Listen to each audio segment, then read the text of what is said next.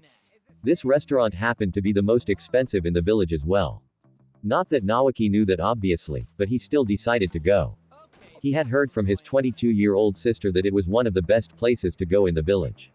The young boy had asked her if she went with a date only to be on the receiving end of a light flick to the ear. That flick still hurts to think about. The boy thought to himself. He was currently seated at a small booth near the back of the establishment with the rest of his team, Naruto and Kusha on one side. The latter seemed adamant to be on that side. And because of that, Naoki couldn't get any male bonding time with Nar and him. Makoto and Natsumi on the other. The restaurant itself was very fancy looking. There was expensive paintings littering nearly all the walls. The tables were made from mahogany wood with a shiny polish coat over it, and the place was packed with important looking people. The only reason Naruto and the team got on was because of Natsumi's looks that she used ever so subtly on the waiter to allow them to enter that, and the fact that she is the daughter of the current Hokage. But no one on the team could deny it, not even the girls. Their sensei was extremely good looking, and being only 18 was an amazing accomplishment for anyone. In front of the kids were 4 different dishes. The dish in front of Naoki and Makoto was 2 pieces of rare steak only found in certain places in the elemental nations. The 2 steaks alone would cause a massive hole in their sensei's funds. The dish in front of Naruto and Kusha was more cost-effective and probably just as nice. Miso ramen. It still amazed Natsumi as to how many bowls Kusha had eaten. 7 in total while Naruto was more reserved but still had 4. So Naruto Natsumi started gaining the attention of everyone at the table. What happened just before the end of your match with Naoki? She happened to notice Naoki subconsciously rub his ass from when he fell when Nar stopped the punch aimed for his face. Naruto's somewhat happy mood fell slightly. Everyone seemed to have noticed, but only Kusha was close enough to do anything about it. She slowly moved her hand to rest on top his slightly bigger hand as an act of comfort for the white-haired genin. Naruto smiled at her action and nodded his thanks the red-haired girl before raising his head ever so slightly to meet the gaze of the rest of his team. I remembered something. Now, usually that doesn't mean anything for normal people, but then again, Nar isn't a normal person. He is suffering from amnesia and that little statement alone managed to show Natsumi that he was indeed able to regain his memory. The team sensei saw this as 2 different chances and positives. 1, it could help them find out who Naruto actually is because the white-haired enigma was still as confusing as when he was found, and it will also help with their team's teamwork and dynamics. It was a win-win for her, and she would be damned if she didn't help the young prodigy try to regain his memory. I see, the woman replied. It was a start for the young boy anyway. Kasha seemed really pleased that he was remembering anything about his past life. If her face was anything to go on, that is. Her eyes shot wide open, excitement within her amethyst-colored eyes. She didn't know why, but she had this warm feeling in the pit of her stomach whenever she touched or had one of their moments with Nar. It was something she always strived for, and she doubted Narman did. He never told her to not touch him or when she sometimes assaulted him by tickling his side. Still, that warmth in her stomach was so nice and lively that she always wanted to feel it. Naoki was about to congratulate Naruto on his accomplishment at finally being able to remember something when walked through the door of the restaurant and straight to the table they were sat at.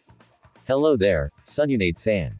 Natsumi greeted accordingly. She was never one to show disrespect to higher UPS. Please, Natsumi, we have known each other since the academy. In no way am I higher than you. Tsunade-chan would be fine. Sumi Tsunade said with a bit of mirth in her voice. That was what everyone used to call Natsumi in the academy and she hated it. Quite clearly shown by the tick that grew on her forehead that started to throb uncontrollably.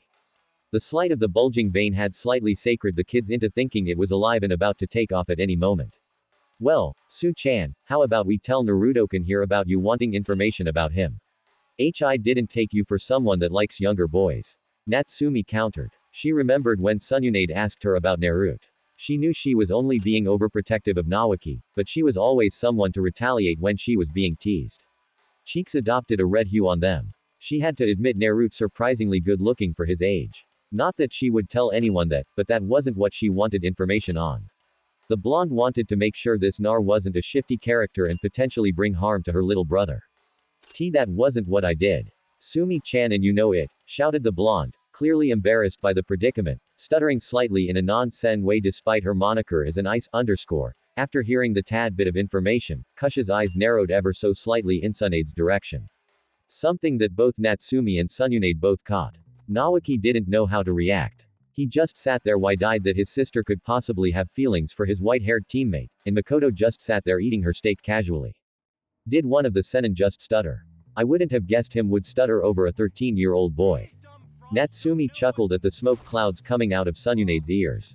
If Natsumi was completely honest, she would say that Naruto was also good-looking, the same as Sununade. But she wouldn't tell anyone that. Grabbing Nawaki by his arm roughly, Sununade proceeded to drag Nawaki straight out of the shop with his piece of steak in his mouth and the knife and fork still in his hands. The now 4-team sweat dropped slightly at Sununade's actions before Natsumi decided it was time to leave and paid for all the meals. See you guys, Makoto said once they got out the restaurant. Thanks for paying, sensei. She nodded to her sensei and waved to the two kids before head to the Uchiha district.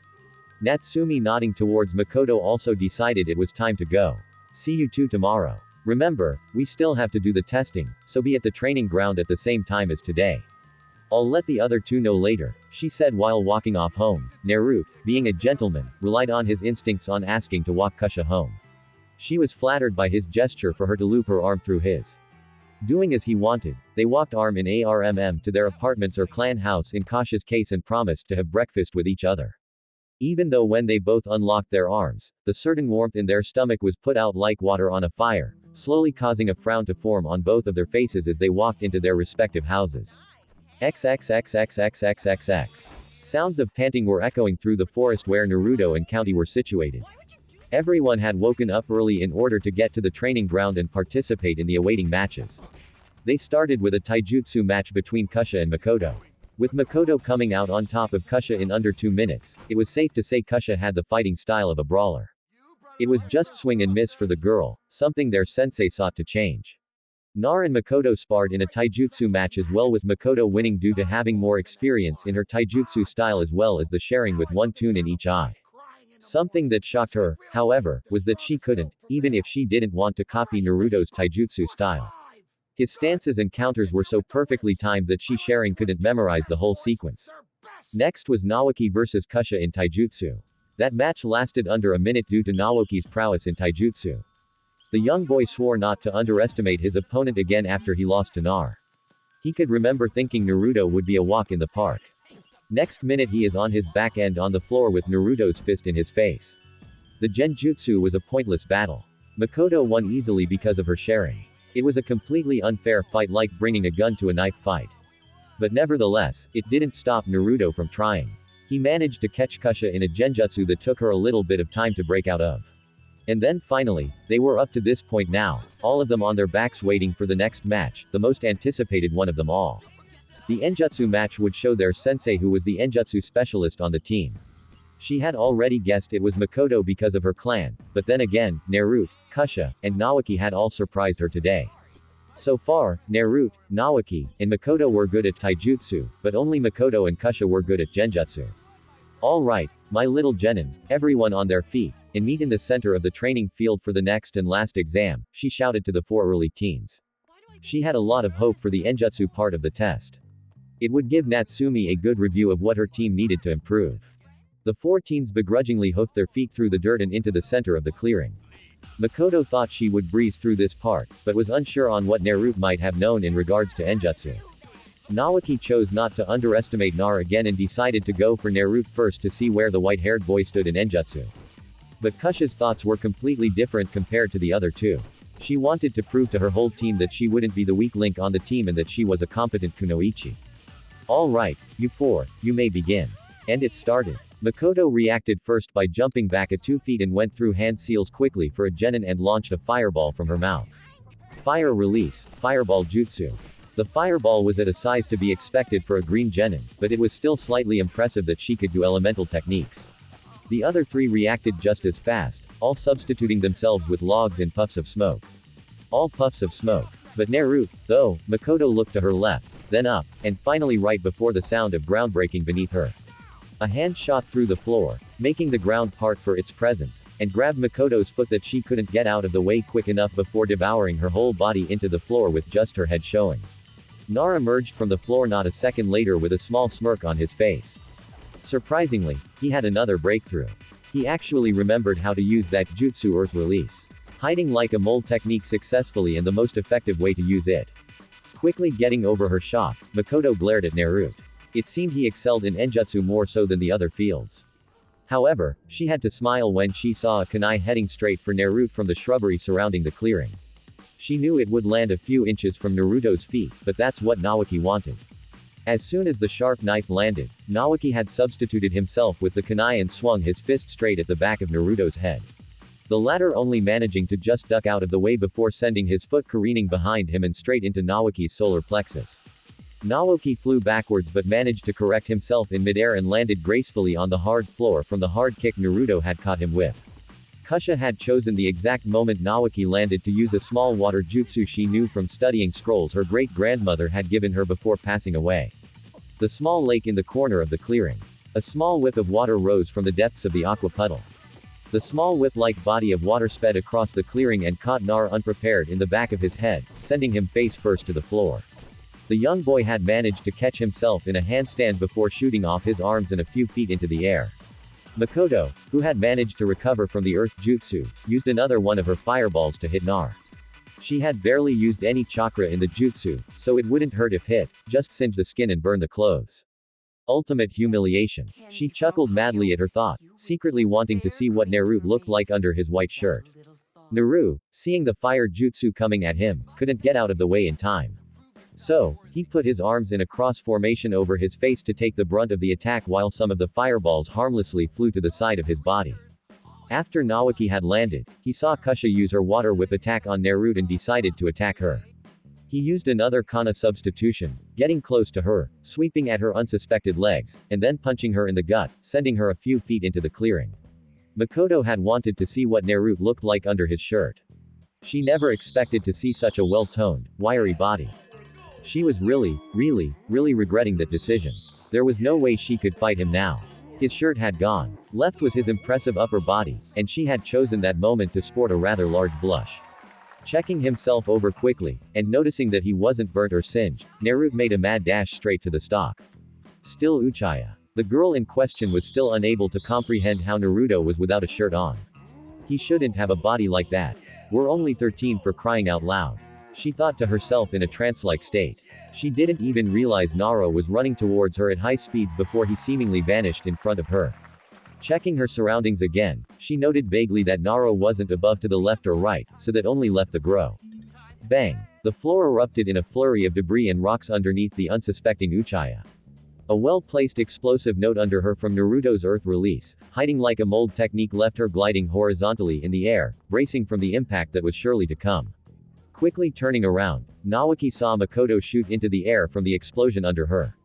Imagine his surprise when he sees Nar appear from behind a tree quite close the explosion, throwing a kunai just above Makoto and substituting himself with it just like Naoki did at the start of the match. Hey, that's my move, you jerk. Naoki shouted angrily at the still airborne Nar. Well, how was he meant to feel? Happy that Nar took his move? Hell no. Noticing Naoki's attention not on her, Kusha as quickly as she could did the required hand seals for water release. Water bullet jutsu. Her cheeks swelling up with an unusual bulge, veins pricking up with the force her cheeks were under. Kusha still hadn't perfectly mastered the jutsu, as seen by how long it took to build up. But when you're an Uzumaki, you don't seem to have much of an end with the chakra department. Releasing the build-up water ball, two perfectly spherical balls flew at the back of Naoki's head. The first capturing him perfectly in the back sent him of his feet slightly while the second caught the right side of his body sending him spinning of course and straight to the feet of their sensei Natsumi. Looks like you're out Naoki. Natsumi chuckled slightly. The utter look of disbelief on Naoki's face was slightly funny. It wasn't a surprise that he was confused of where he was hit from, but nevertheless, he was out now. Kusha worriedly looked at Naoki for a second before she averted her eyes to the airborne Naruto and Makoto. Nar was directly above her as they both sailed in the air. But Kusha was slightly shocked to see Nar use Makoto's back as a springboard that sent her propelling to the ground. Makoto was in a state of shock, caught so easily because the opponent had a good body, mentally berating herself about her stupidity. She never noticed Nar substitute himself with a kunai that he sent above her. She was only vaguely aware that Nar had moved when he felt his feet plant firmly on her back, causing her to panic before she was sent careening straight to the unforgiving floor. Closing her eyes and bracing her body for impact, she awaited the cold feeling of the rocky terrain. Nothing. She didn't feel anything but a slight beat coming from somewhere. Opening her eyes timidly, she got a face full of slightly muscular body. Shifting her gaze upwards slightly, she was confronted with the most amazing smile she had seen. Nar in all his glory was holding her protectively to his chest and saved her from crashing into the floor. Enjoying her predicament slightly, she allowed Naruto to carry her to where Naoki and Natsumi were stood so that Naruto and Kusha could finish the fight. Dropping her off. Only the slightest of blushes could be seen on Makoto's face, but the other two thought it was from the fight, so they paid it no mind. All the while, Makoto watched Naruto's shirtless form travel back into the center of the clearing to finish the fight with Kusha. Acquiring the same thought process, Kusha carried herself steadily to the center while eyeing Naruto's upper body appreciatively. Hey, it wasn't every day an enigma with an amazing bod just loses his shirt in a spar and she was going to abuse the sight hard. Let's finish this fight. Kusha loser has to pay for ramen tonight. Nar jested to her. Watching her blow up over something so petty was oddly amusing for him. Just the way she reacted sent tingles down his spine that he loved. The shocked face on Kusha's face was picture perfect. Mouth open and a dangerous glint in her eyes. Oh, he is so in for it now. She internally mused. Fine, she replied back, a slightly mischievous and determined look in her eyes. Just don't get crying to me when you lose like a baba. She shouted to him while bobbing her tongue at him in a playful manner. The goosebumps. Oh, those goosebumps. He would never get used to them. They only occurred when it was Kusha that did something. It was like he felt something familiar with that. It was almost like they were related or very close friends. Starting things off, Naruto ran forward, pulling out two shuriken. He threw one with pinpoint accuracy so that Kusha would land directly above the second one he threw.